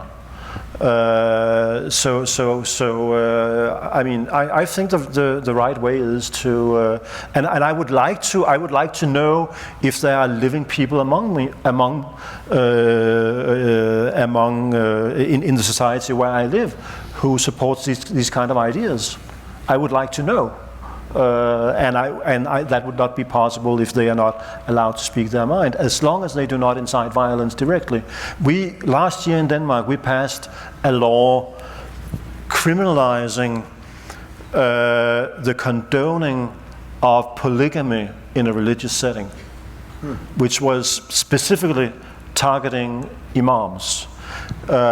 Which means if I was an elected member of parliament and if I said that in parliament, I would not be prosecuted, but if I said it in a mosque, I would be prosecuted. That's discrimination. And I think it comes back to this lack of our ability to manage diversity of opinions. The communists and the Nazis, they also support undemocratic means, but they have more or less the same social values as we do. At least the communists, not the Nazis maybe, but they drink beer, they go to the movies, they listen to rock music, and so on and so forth. But Muslims, they have different social norms, and I think that's a huge challenge, and it frightens a lot of people. And therefore they think that we have to clamp down on all kinds of things. Yeah. By the way, the reason that's so interesting and so complex is that you may have seen they did a documentary, I think it was on the BBC, about radical Islam, and 2 of the killers from London just a couple of weeks ago were in it. So it wasn't that these guys were hiding. They were talking about what they were going to do. So in a way that works against our defense of free speech. They're using speech to tell us what they're going to do. Yeah, but you can, so I think the way I would put the positive point is our systems can't be used against us if we understand and implement our systems correctly. And there's a lot of mistakes that I think our government is making in England too. So in that example, I think the police should have followed those guys and investigated what they were doing. In the current context, people who are talking about the fact that they want to destroy society, they want to kill people on the basis of any ideology, there's a concept in the law called probable cause. And if you're going around saying, I actually want to kill people and I think other people should kill people, and being vague enough that it wouldn't be direct incitement, the police should pursue you and pay attention to you and decide whether you are, the way I would put it, is a criminal gang or conspiring with other people to destroy or violate the rights of other people. It can get complicated, but I mean, the basic way to think about this is that you have the right to speak and advocate even crazy ideas. You don't have the right to threaten people, to incite violence, or to conspire to commit crimes. If the police find that you're part of a group whose ultimate goal is to destroy our government or bomb people or kill people, I would think of it, and I think an easier way to think about it is, it's like the mafia. We know what the mafia is, right? It's not, now it may be hard to find out who's a member of the mafia, but if the guys at the Italian social club are making a big deal about how they're going to rob a bank sometime, you don't just say, there's nothing we can do because it's speech. No, sorry about if it offends Italians or anything, but whatever. The Italian social club? Yeah, I'm going back to... What year do you think this is? I grew up in New Jersey. But the point is that you don't have to, governments don't have to stand for groups that are effectively criminal conspiracies and just sit idly by and say we can't do anything about them. I actually think during the Cold War, if I'm correct about this, you can correct me if I'm wrong, but as I understand it, the American Communist Party was directly working with the Soviet Union. They should have been investigated, arrested, and prevented from essentially being an ally or aiding and abetting an enemy of this country. That's not a violation of free speech. That's just basic criminal law. So if we thought of it this way and we really understood, wait a minute, we can go after people who are planning to overthrow the government or destroy people's lives or blow up buildings, and we thought of them as a criminal gang rather than just ideologically motivated. It doesn't matter what they're motivated by. Theft, destruction, ideology, it doesn't matter. If you fit the terms of a crime or you're committing a crime, and there are a number of different potential crimes that apply here, you're a criminal. Thank you.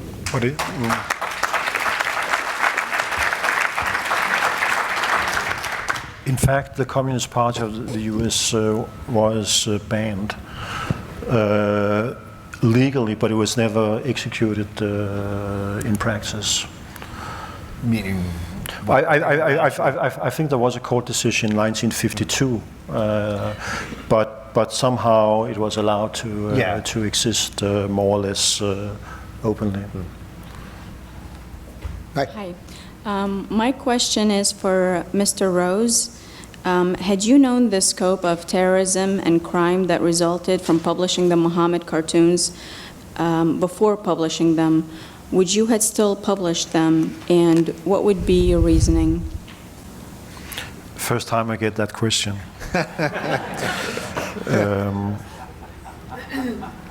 No, I didn't know, and the people who today say that I should have known that it was some kind of automatic reaction, as if you push a button, they are just not honest. In the fall of 2005, before all hell broke loose in the Middle East, a very prominent Danish expert on Islam said after the publication of the cartoons that this is never going to be a big international issue. It's too small. And the fact of the matter is that the cartoons of the Prophet Muhammad have been published before without triggering these kind of reactions. you know, if I say that in light of the violence that erupted, that I wouldn't do it, I think I would send a very bad signal to all kind of violent people. Basically telling them that if you threaten, intimidate, and use enough violence, I will do exactly as you please.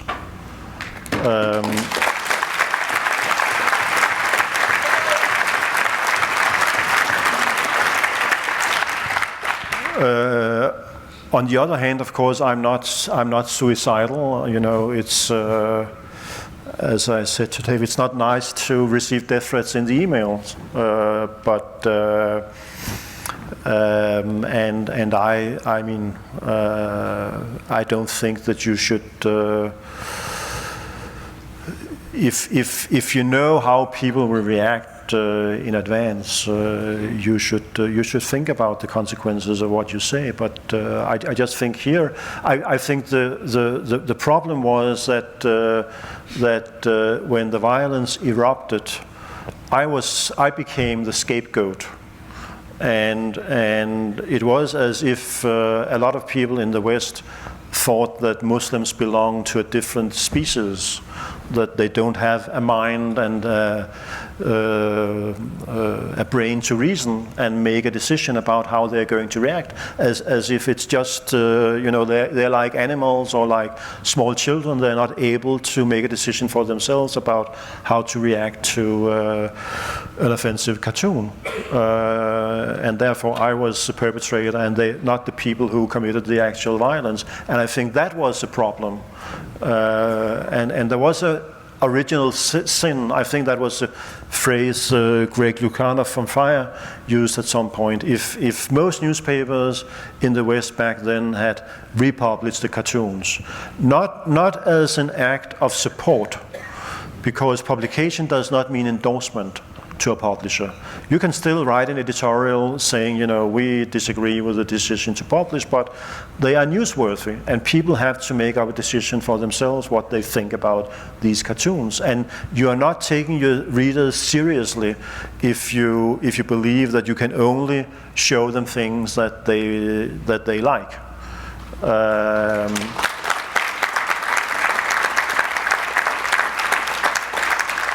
And I think the New York Times, they made a huge mistake. It reads on the top of the New York Times all the news that fit to print. And February 1st, 2006, the cartoons, they were news item #1 in the world. But they decided not to publish them, as most of the big American newspapers did, and I think that was a real mistake. If everybody had published then, as you know, basically saying this is the right thing to do, we may not agree with the content of the cartoons, but it's important to publish them because they are in the news. Then you would have. We might have been in a different place now, because today nobody, not even in Europe, publish cartoons of the Prophet Muhammad. Not the newspaper where I used to work at, Jyllandsposten. They don't do it anymore. There's only one newspaper in Europe that did this, Charlie Hebdo, and they were killed. Yeah, and as someone's saying, they don't do it anymore. They've announced that they won't talk about radical Islam. But the editor-in-chief, in fact, that was an interview with Die Stern in Germany, and the editor-in-chief said afterwards that he had been misquoted, and that they would still do it if they find it relevant. I don't know if that's true or not, but he in fact corrected the quote.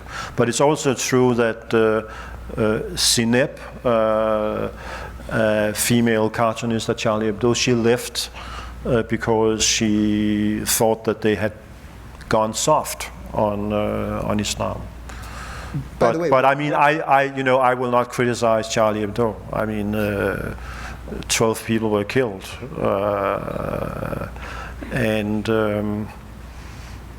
So I think it's fair for them to say, you know, we've done our part of the struggle. Now other people have to take over. even though I think it's very humiliating. It's very, very humiliating for anyone as a publisher, as a journalist, to cave in to these kinds of threats. And it works the other way. I mean, if you show people that intimidation works, why should they stop? Yeah. Yeah, and what Flemming's talking about there is, I love the phrase, the soft bigotry of low expectations, because that's exactly what you're talking about. You're saying that these people don't have the capacity to deal with a cartoon. I mean, you know, there's a Broadway show, The Book of Mormon. Guess what? There is not going to be the Book of the Quran, and it would not be a hero. It would not be this amazing thing to everyone on the left. When the Pope, remember a couple of years ago in New York City, was it at the Met? They had the Pope drawn in feces. That was on the front page of the New York Times. There's another image that they would not show. So this is that you're saying, okay, we can offend certain people because we know they behave a certain way, but this other group, we're not even going to give them the chance. And in a bizarre way, that's actual bigotry.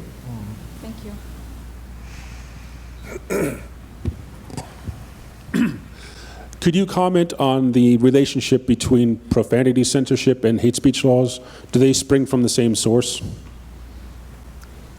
Profanity, you mean like the FCC? Yes, basically, although it's been in our culture for eons, it seems. I mean, even our parents censor us, and of course the media is censored by the FCC, yes. Well, I would say you could say any fucking thing you want. Fuck, shit, motherfucker, cunt, cock, what were the other two? The George Carlin list? Yeah, what are the other two? Shit, piss, fuck, cunt, motherfucker, tits. You left out tits? I know this is the part of the show that'll get clipped and shared around, so. Wait, what was it? Come on, I got 500 people. Shit, piss, motherfucker. Now I think they're just heckling us. One more time. The guy in the hat's got it. Go. Shit, piss, fuck, cunt, cocksucker, motherfucker, and tits. Good night, everybody. No, just kidding. Okay. It sounds like poetry almost. It is poetry. Yeah, I feel like we answered that question. Well, one point though, it's not censorship for your parents not to tell you not to say that. That's not censorship, and it's wrong to think that that is censorship. So what the FCC did was definitely censorship. But saying I'm not going to say certain words in certain contexts, that's not censorship. That's often good judgment, often bad judgment, but we have to decide it in the context of. Having said that, I swear in front of my kids all the damn time. So. But anyway.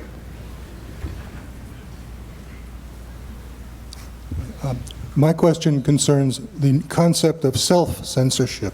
At the outset of the discussion, Dave made what I believe is a disparaging comment about someone who said, I'm not going to share this image from your page because someone might unfriend me on Facebook. My question concerns people with more serious fears, justifiable fears of violence. Would you call that self-censorship or something else? And are you at all critical? And I'm thinking of, for example, in certain Muslim countries, if you post on Facebook, there is no God, someone will kill you, the government will not protect you. Or the college administrator who says, it would be good to book that person, but my campus will be trashed and my people will be attacked. Well, speech has consequences. So if you're in a country that you know they're going to come get you or arrest you or whatever it is, or your neighbors are going to turn on you, that's not good, but it is a reality. I don't judge those people for that. I mean, look at Flemming, who lives still in a Western country, did something that by every standard is okay to do in a Western country, and the consequences he has to deal with it. If I right now was just to literally quote Bill Maher from 2 weeks ago, just quote him. That's it. There would be consequences to me. So I don't, everybody, I get a ton of email about this. People are afraid to say what they think. That's the issue right now. That's what I believe to be the biggest issue. Nothing that we were going to say up here We did not censor ourselves in any way so that we suddenly hid our secretly racist or bigoted views. But that doesn't mean we're just going to come up here and say every crazy thing that we can possibly do, because we know there are repercussions. I had a woman on my show that from Iraq. Some of you may have seen this. About 2 years ago, she was an atheist in Iraq. When she wanted to do my show, I said, you don't have to show your face if you don't want to. She wanted to do it. She said, if I don't do it, then no one's going to ever do it. She ended up getting all sorts of death threats. We had to take the video away. I found out just yesterday that she's been admitted to the United States.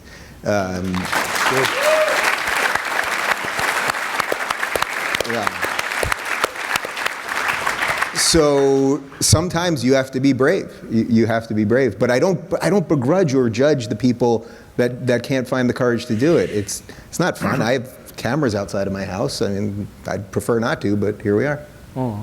Yeah, I mean, you asked about the definition of self-censorship, and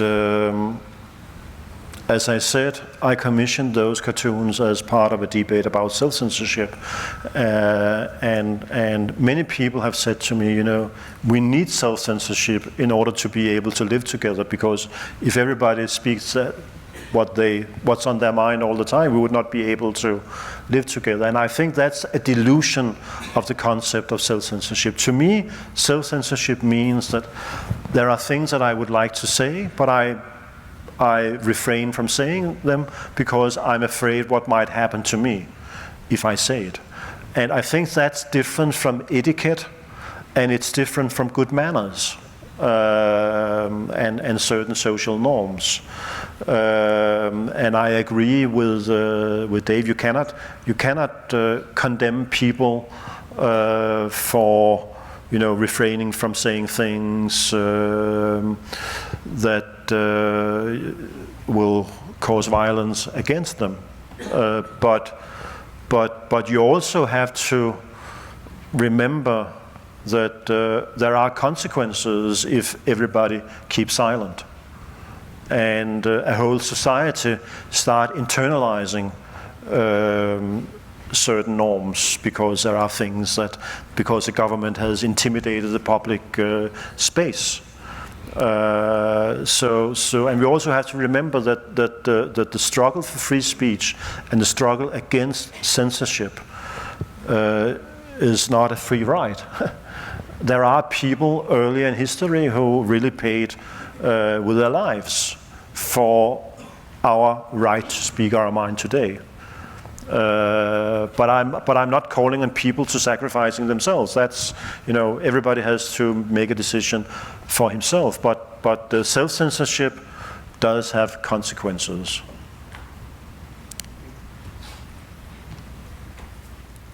Yeah, I also think it's important to say, you know, one interesting thing about the cartoons and violence, because a lot of people usually say, you know, the cartoons that cause violence in the Middle East. No, it's not the cartoons that cause violence. People made decisions to commit violence, and the funny thing here is that all the violence, in fact, took place in countries without freedom of expression, where it was a criminal offense to publish these kind of cartoons, while in countries with free speech, where it was not a criminal offense to publish these kind of cartoons, there was no violence at the time, and there is still far less violence than there used to be, which is an indication of the fact that if you cultivate a culture of freedom of expression, it's easier to manage these kind of disagreements and anger without resorting to violence. And blasphemy laws. In fact, Denmark just got rid of its blasphemy law, and I think you signed the petition, and Iran did as well just 2 weeks ago, which is great. But the Danish government that wanted to keep it on the books used the argumentation that that was a way to make society more safe. So if you criminalize certain kinds of speech, then people will not say it, and you will not offend people's religious sensibilities, and then they will not commit violence. But it turns out that there is a very close correlation between blasphemy laws and terrorism. and lack of freedom of expression. If you look at Indonesia, Pakistan, and Nigeria, you have seen an escalation in the application of blasphemy laws by the governments and an escalation in terrorist violence by groups like Al-Qaeda,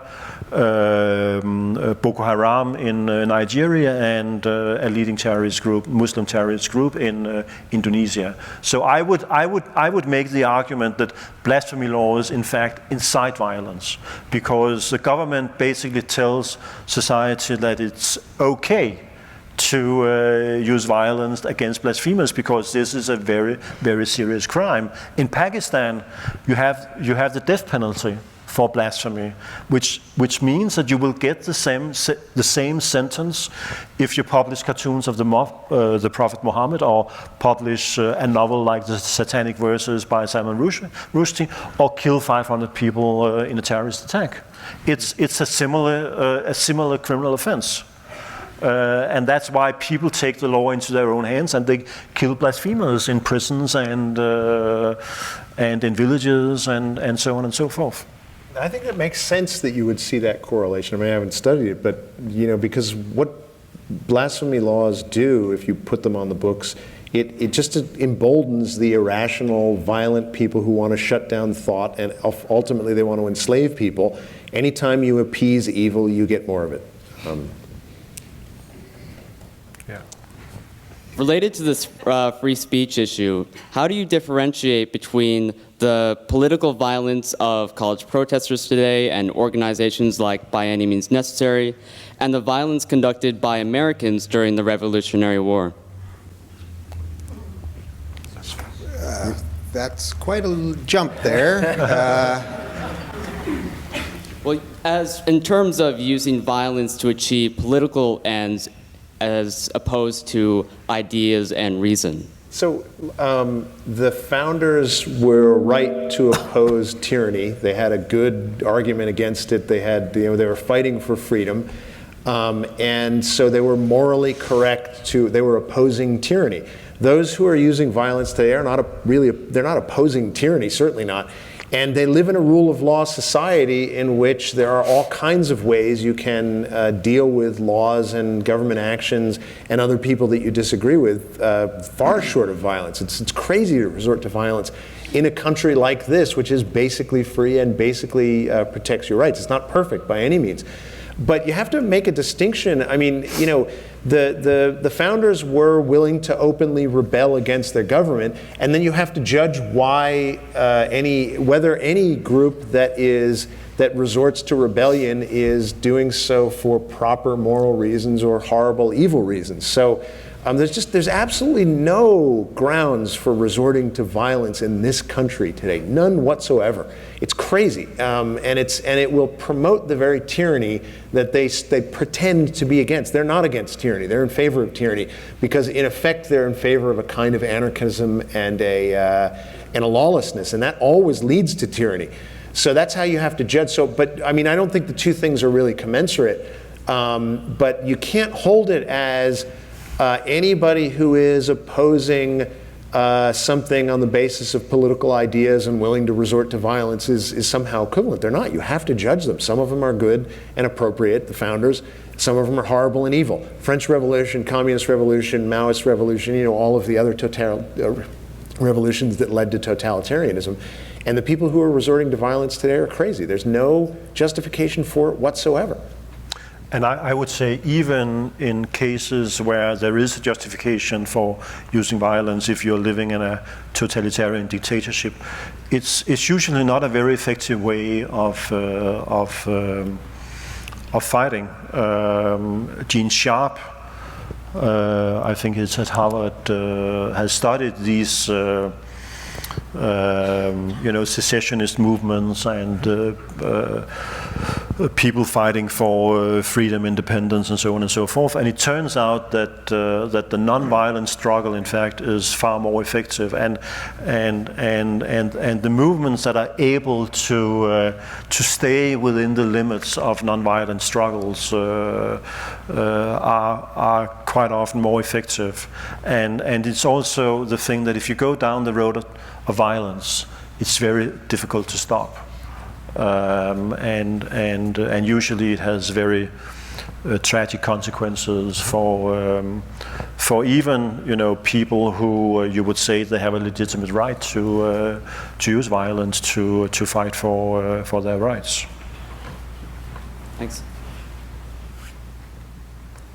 How can an individual promote freedom of speech on a college campus without ending communications and conversations with peers by alienating them? I mean, this is the toughest one for you guys. I'm actually really impressed how many young people there are here. That's the toughest one. You are gonna, when I had sort of my political awakening over the last couple of years, I've lost a ton of friends. I've gained new ones, but the so-called tolerant side doesn't seem to be that tolerant of ideas that they're not thrilled with. And you're gonna be confronted with that constantly.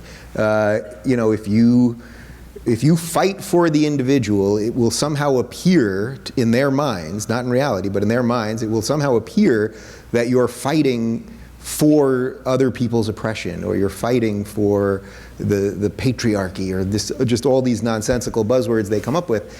And you just have to be clear that you're not. One effective thing is you got to look your friend in the eye. Am I a bigot? What have I done that is racist? Do you know that have I said something or acted homophobic or whatever it is? I think if you can get it down to that, I just happen to think something differently politically, and that's okay.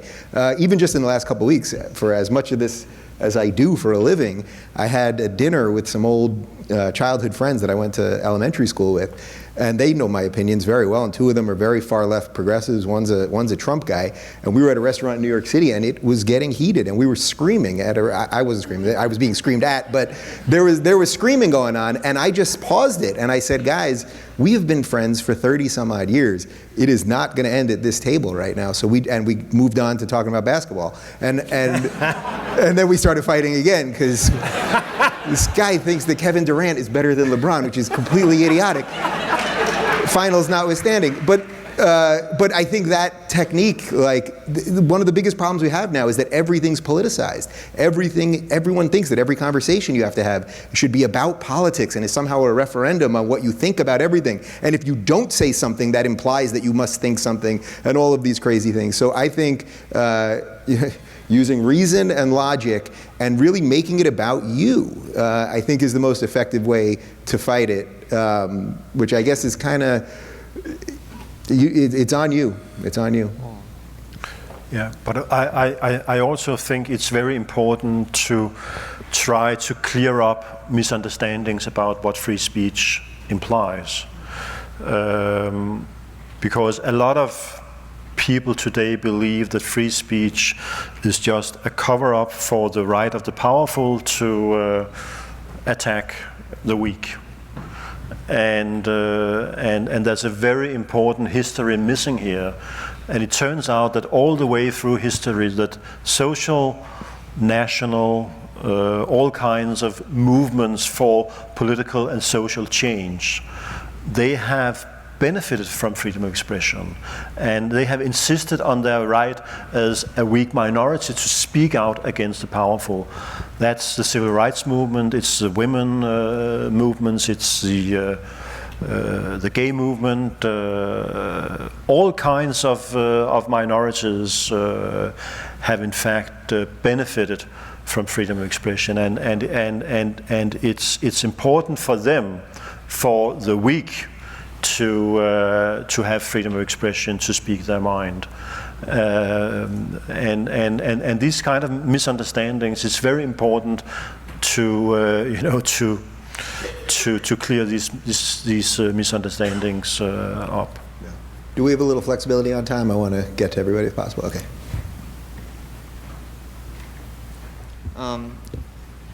Granted that all ideas should be protected under free speech, and that bad ideas should and can best be combated by better, truer ideas. What about speech that has no idea content whatsoever? Things like insults, racial slurs, and maybe a picture of the Prophet Muhammad. I don't think it's true that they don't have any idea content, but it is not ultimately up to government to decide what has idea content versus what doesn't. It's ultimately up to government to enforce laws against, in my view, against the initiation of force and that protect rights. So the issue isn't, are your ideas good ones, or do they qualify as ideas as opposed to just blabber? Are they racist? Are they, do they have a lot of substance, or are they hollow? That's not ultimately the question. The question is, you have the right to speak, you have the right to speak your mind, you have the right pretty much to say anything you want, so long as you don't violate the rights of others. And I mean, that's it can be a complicated question, what constitutes a violation of rights, but it doesn't turn on the content of the ideas. And I think it's wrong to say that racist speech has no ideas. It's not really true. They're bad ideas, but they are ideas. Even the cartoons, real quickly, even the cartoons, if right now we had a piece of paper and I drew a stick figure and on the bottom I wrote Moses, nobody would care. Yeah. If I wrote Jesus, nobody would care. If I wrote Muhammad, you guys would be looking for the exits. Yeah. So this shows you that it's not about the thing, it's about the idea behind the thing. So you have to just not give those ideas. If that doesn't offend you, then don't give someone else's offense power over your own mind and action. Yeah. And I would as he draws also, a stick figure right now. I mean, I would say that the... Come on. I'm going to step off stage for a moment.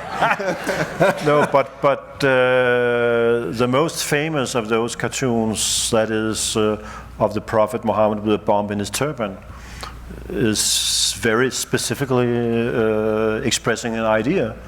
It says that there are Muslims who are committing terrorist acts in the name of the Prophet. And that's an idea. Yeah. But I think one of the beautiful things about the U.S. First Amendment tradition is that here you can never criminalize speech exclusively because of its content. I would love us to have that kind of principle in Europe. You can talk about the effect of speech, but you cannot say just because of the content that something should not be allowed to be said. I, by the way, think that cartoon is brilliant. I think it's a brilliant example of political cartoons, so-called political cartoons at their height. I mean, it conveys precisely, everybody knew what that meant the moment they looked at it. Yeah, and it's the irony is that, there are some Muslims who are saying, if you say we are violent, we are going to kill you. Yeah.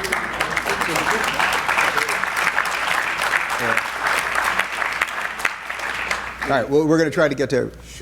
Okay, short questions, short answers. Here we go, last couple of people. What I meant by racial slurs, insults, and I guess a picture of Prophet Muhammad, the common denominator there is kind of a provocation to violence in varying degrees. Now, I haven't seen these Muhammad cartoons. I don't know. I'm sure they had plenty of idea content behind them. And the extreme of the provocation to violence. It seems like the Prophet Muhammad thing is kind of just grafted on to their ideology. Like it has no real significance to their ideas one way or another. It's kind of just this like categorical, like imperative islet of like what they're most certainly going to get extremely mad at. And like whether like you're aware of this or not beforehand, it seems to me at best that this is amoral at best to like in free speech to draw a picture of Prophet Muhammad. All right, well, you know what, in the spirit of brevity, how about we all agree don't kill people over cartoons? Can we agree on that? We're good? All right, we do have to move on a little bit, so let's try to get to the last few people. That drew out more than I wanted to. Sorry, we got to get on to the next guy. Thank you. Yeah. Hi. So getting back to Steve's comment that the biggest threat from government to free speech nowadays is actually the failure of government to protect our rights. I was wondering what you feel about, or Dave, if you have any opinion on the Iranian fatwa against Salman Rushdie, which is they renewed last year, and whether it's the responsibility of Western governments to do anything it takes to resolve that situation. Well, I'm certainly against the fatwa on Salman Rushdie, obviously. You are? What? You are? I am against the fatwa on Salman Rushdie's head, yes. I don't know that I don't know that our government, I suppose we could use sanctions or pressure. I wouldn't want to threaten military action to get a fatwa off one guy's head. I don't know that what our government can do about that, but what we can do for Salman is to offer him all of the protections we have in this country to come here and spread his great ideas, of which he has many. So they also encouraged violence against American bookstores right after the book was published. Yeah, I mean, look, plenty of countries promote plenty of bad things. I don't think we can totally police the world. I think we should have done something about it, but what exactly it would have looked like is open to question. I'm not an expert on military things, but definitely we should have done something. And if you look at it, think about it from now. There's a direct line from the Salman Rushdie affair right up to Charlie Hebdo and beyond. We could have stopped it back then. We didn't. That was appeasing evil regimes. We definitely should have taken action. All right, two more. Here we go.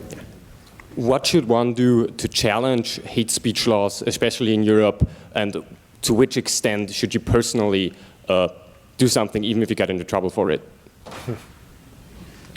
What was the question? To what extent should we challenge hate speech laws, and what should we do? To every possible extent. Yeah. I mean, hate speech laws, I don't think that I'm against them as a matter of principle, but also as a matter of what's effective to fight hate, whatever that means. Europe or the European Union, the raison d'etre of the European Union is that we somehow believe that if we eradicate hate, then eternal peace will erupt. And it's just a utopia. And as it happens with any utopia, when you try to put it into practice, its first victim is freedom.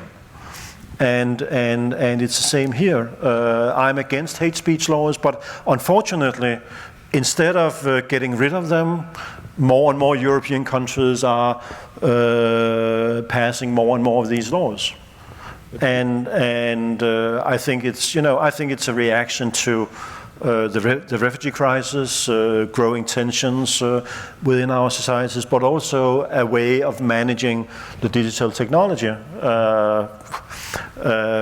But hate speech laws, they are bad. I mean, it's not an effective way to fight bigotry. It's really not a very effective way.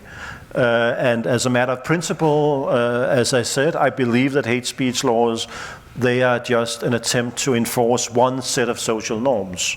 It's in fact, they are not intended to fight hate. If you really wanted to fight hate, you should criminalize a lot of things. And not only the kind of things that are the kind of speech that are being prosecuted within these hate speech laws. They are bad, but they are proliferating. And just to your notification, there's never been so much regulation of speech in the world as we have today. But would you agree that saying outrageous things actually alleviates these hate speech laws or makes them just worse in a response? Can I just take, I think we have to move quickly. The one thing I would say, I don't think saying outrageous things is going to solve this. We have to defend the freedom to think and the right to think and recognize how important that is. And the second point I would make is that it cannot work to force people to think even what is true. All you can do is destroy people and ultimately destroy society and enslave it. Yeah, and who is to define what is outrageous? One man's hate speech is another man's poetry. All right, the big finish. First off, I believe you were the guy who gave us all 7 dirty words, correct? One more time.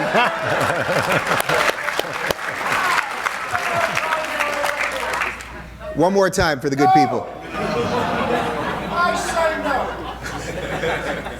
can't tell if you're kidding or not. Self-censorship, right? Self-censorship. All right, go ahead. All right.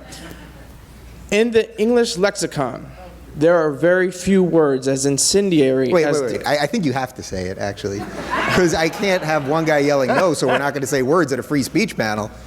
So I got to say it? Yeah, I think. 7 words that you can't say on television? Yeah. Shit, piss, fuck, cunt, cocksucker, motherfucker, and tits. Okay. We're all okay. Everyone's okay. All right.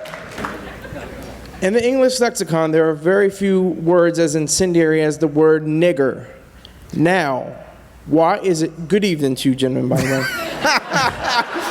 Oh, man. Okay. Why is Cut it that... the live stream. Why is it that you gentlemen, the people in this room, and most people anywhere else cannot say this word without reproach? Thank you.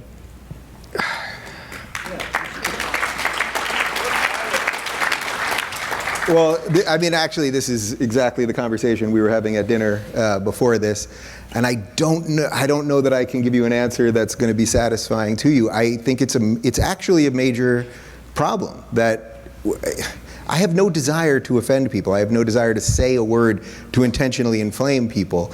But should every protected group have a word that we can't say about them, or every not protected group, minority group, or whatever it is? Should everyone have a word that the rest of us can't say?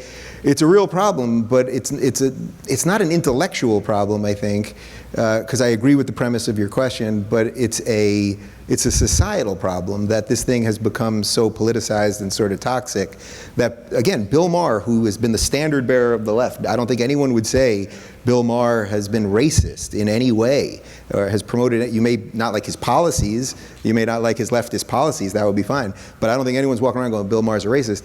And he basically had to apologize on his own show and kiss the ring of is it Ice Cube, Ice T, Iced Arnold Palmer, I don't remember, but you see my point, like what you say.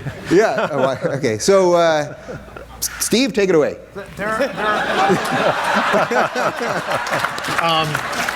So very quickly, I would say there are good reasons that word is not said and bad reasons that it's not said, and it depends on the context. But let's face it, it's a word with a really horrifying bad history. There are all kinds of reasons that it shouldn't be said, but that's an individual judgment. And I mean, there's a lot to say on this topic.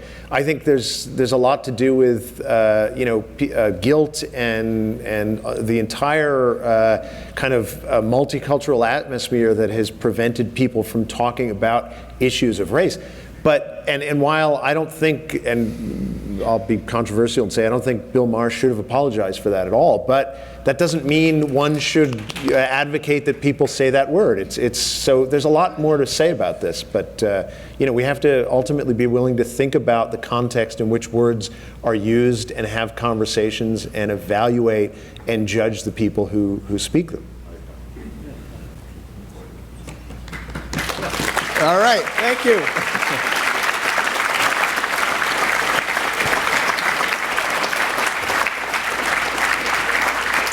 You know Flemming's a professional because that was an excellent use of head nodding to get us through the question. Thank you guys for joining us. I hope you found this as enlightening as I did. I totally enjoyed this. So thank you.